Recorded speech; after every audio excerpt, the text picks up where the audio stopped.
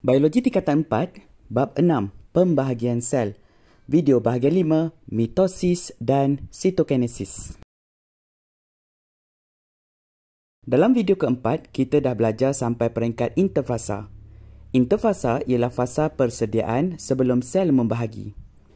Selepas interfasa selesai, sel akan memasuki fasa M, fasa mitosis. Fasa M melibatkan dua peringkat iaitu mitosis dan sitokinesis. Jom kita mulakan dengan mitosis dulu. Mitosis. Mitosis ialah proses pembahagian nukleus sel induk menjadi dua nukleus. Setiap nukleus mengandungi bilangan kromosom yang sama.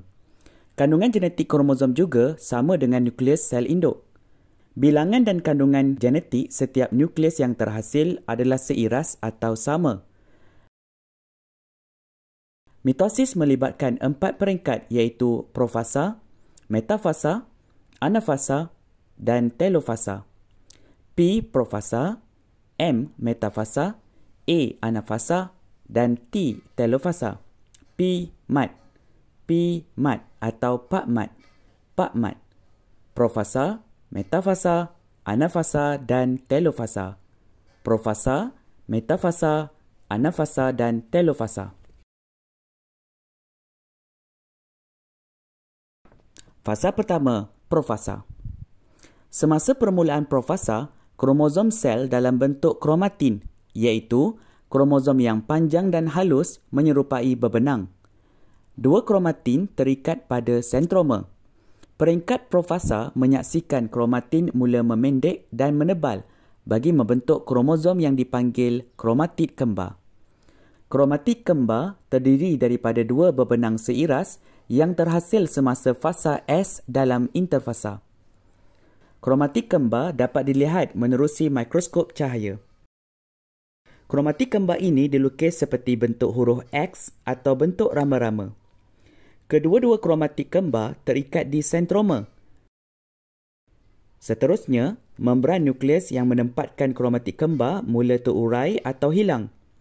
Kandungan nukleus termasuklah kromatid kembar akan tersebar dalam sitoplasma sel. Pada masa yang sama, nukleolus turut menghilang.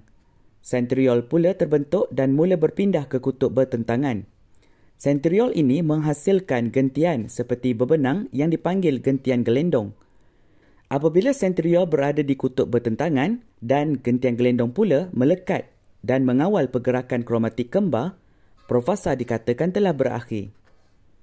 Kromatid kembar akan mula digerakkan ke kawasan tengah-tengah sel dan tersusun secara sebaris.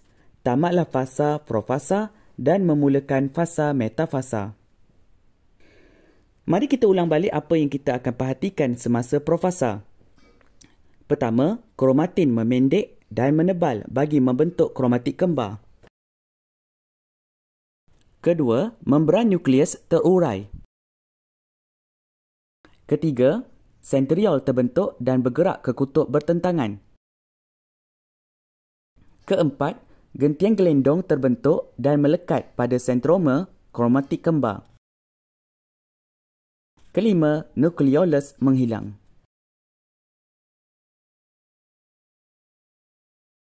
Okey, profasa berakhir maka bermulalah fasa kedua iaitu metafasa. Metafasa. Seperti mana yang kita lihat dalam profasa, kromosom atau kromatid kembar dikawal oleh gentian gelendong yang melekat pada sentroma. Gentian gelendong menggerakkan kromosom-kromosom sehingga kromosom-kromosom berada pada satah khatulistiwa. Pada fasa ini, sentriol berada di kutub sel yang bertentangan. Gentian gelendong menetapkan kromosom pada satah khatulistiwa. Bila kita cakap tentang metafasa, kita mesti kena tahu bahawa kromosom tersusun cantik je, lurus kat tengah-tengah. Kromosom tersusun sebaris pada garisan maya yang dipanggil sebagai garis atau satah khatulistiwa. Dalam geografi, garisan khatulistiwa merujuk kepada garisan tengah yang membahagi bumi kepada dua hemisfera. Sama jugalah dalam metafasa. Garisan khatulistiwa membahagi sel kepada dua kawasan. Garis khatulistiwa ini juga boleh disebut sebagai plat metafasa. Kromosom tersusun dalam satu barisan di satah khatulistiwa. Metafasa berakhir apabila sentroma mula membahagi dan memulakan fasa ketiga, fasa anafasa. Mari kita ulang sekali lagi apa itu metafasa. Metafasa ialah fasa di mana kromosom-kromosom tersusun sebaris pada satah khatulistiwa. Fasa ini penting supaya memastikan pembahagian kromosom berlaku secara sama rata. Nanti bila pembahagian nukleus selesai, setiap nukleus akan mengandungi jumlah kromosom yang sama.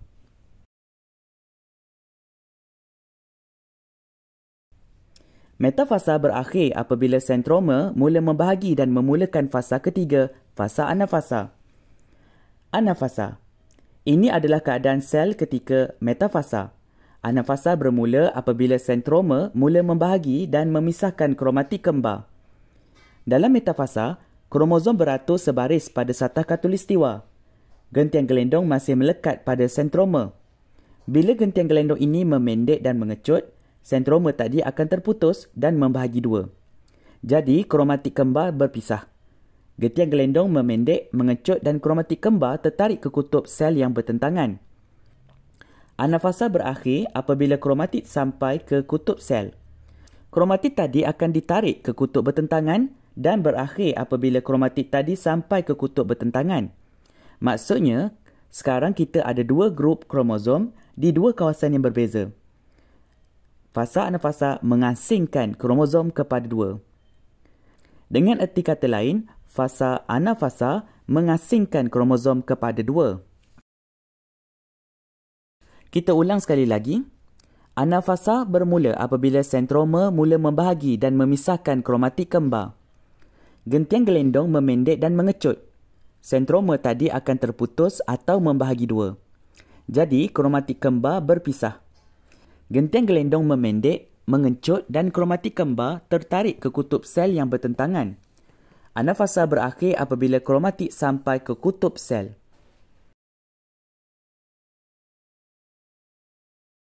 Seterusnya, pembahagian sel melangkah ke fasa mitosis terakhir iaitu telofasa.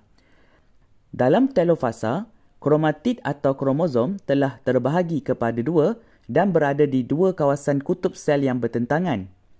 Apabila sampai di kutub bertentangan, kromatid kini dikenali sebagai kromosom anak. Nama kromatid sekarang ialah kromosom anak. Setiap kutub sel mempunyai satu set kromosom yang lengkap dan seiras. Seterusnya, kromosom menguraikan simpulan dan pintalan lalu membentuk bebenang halus kromatin semula. Nukleolus juga terbentuk semula. Gentian gelendong menghilang. Membran nukleus baru terbentuk. Peringkat telofasa berakhir. Sekarang kita sudah ada dua nukleus dengan bilangan kromosom yang seiras. Kandungan genetik kromosom juga adalah seiras. Okey, kita ulang sekali lagi. Dalam telofasa, kromatid atau kromosom terbahagi kepada dua dan berada di dua kawasan kutub sel yang bertentangan. Apabila sampai di kutub bertentangan, kromatid kini dikenali sebagai kromosom anak. Setiap kutub sel mempunyai satu set kromosom yang lengkap dan seiras. Seterusnya, kromosom menguraikan simpulan dan pintalan lalu membentuk bebenang halus kromatin semula. Nukleolus juga terbentuk semula. Sentriol dan gentian gelendong menghilang. Membran nukleus baru terbentuk. Peringkat telofasa berakhir apabila terdapat dua nukleus dalam satu sel. Dua nukleus ini mempunyai bilangan kromosom yang seiras. Kandungan genetik kromosom juga adalah seiras. Berakhirnya telofasa akan diikuti dengan sitokinesis. Sebelum kita memahami apa yang berlaku semasa sitokinesis, cikgu nak bagi tahu yang mitosis bagi sel haiwan dan sel tumbuhan basically the same. Sama sahaja, cuma ada sedikit perbezaan dari segi fungsi sentriol dan gentian gelendong. Pak Mat yang kita bincangkan tadi lebih fokus pada mitosis untuk sel haiwan. Pak Mat untuk sel tumbuhan sedikit berbeza kerana sel tumbuhan tidak mempunyai sentriol. Namun begitu, sel tumbuhan masih berupaya membentuk gentian gelendong semasa mitosis. Cumanya gentian gelendong ni tidak terhasil daripada sentriol. Okey, beres. Kita nak sambung dengan sitokinesis. Sitokinesis. Sitokinesis ialah pembahagian sitoplasma yang berlaku sebaik sahaja selepas nukleus terbentuk, iaitu pada akhir telofasa. Sitokinesis bagi sel haiwan dan sel tumbuhan adalah berbeza. Bagi sel haiwan, sitokinesis berlaku apabila membran plasma mencerut di bahagian tengah sel di antara dua nukleus. Mencerut macam terpisah atau terpotong. Pencerutan ini disebabkan pengecutan mikrofilament yang terdapat di tempat pencerutan. Akhirnya, sel mencerut sehingga terputus menjadi dua sel anak. Basically, dalam sitokinesis, sitoplasma akan membahagi dua, jadi sel akan terbahagi dua. Sitokinesis bagi sel tumbuhan ada sedikit perbezaan. Sitokinesis dalam sel tumbuhan bermula apabila vesikel yang terbentuk bercantum membentuk plat sel di bahagian tengah sel. Plat sel dikelilingi oleh membran plasma baru dan bahan dinding sel baru terbentuk di ruang antara plat sel.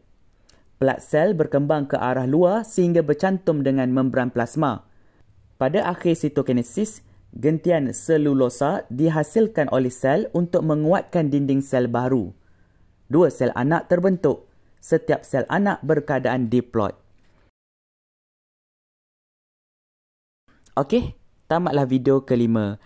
Cikgu berharap semua pelajar dapat memahami tajuk kita pada kali ini. Sampai kita berjumpa lagi dalam video akan datang. Bye-bye, take care.